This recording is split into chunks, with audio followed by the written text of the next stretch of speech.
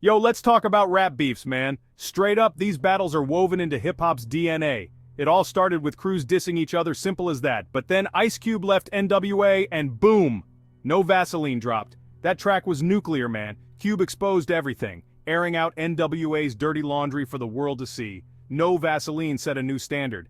Diss tracks weren't just about insults anymore. They became weapons, full of raw emotion, personal attacks, and career-ending bars. Ice Cube took it there, and the rap game was never the same. It was real, raw, and dangerous. This wasn't just music anymore, it felt like a revolution. Man, those were the days.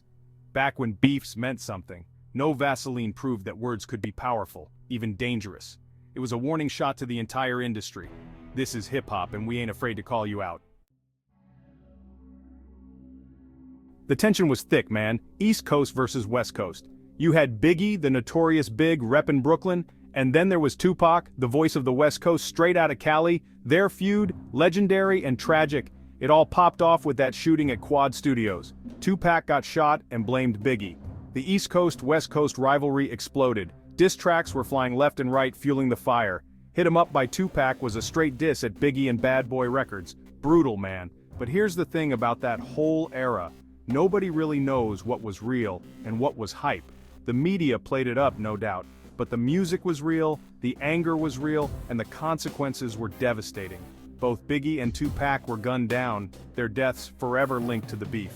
The East Coast-West Coast rivalry was a dark chapter in hip-hop history. It showed how beef, fueled by ego and the media, could have tragic consequences. Two legends gone too soon, a lesson for everyone, man. Now let's talk about Jay-Z and Nas, two titans of the East Coast, both vying for the crown of New York City. This beef was a clash of styles. Jay-Z, the slick businessman, versus Nas, the street poet. It started subtle, with subliminal shots on tracks. But then Jay-Z dropped Takeover, a straight-up diss aimed at Nas's credibility. The game had changed. Nas fired back with Ether, arguably one of the greatest diss tracks of all time. It was brutal, personal, and cemented Nas's place in hip-hop history. The beauty of this beef was the music.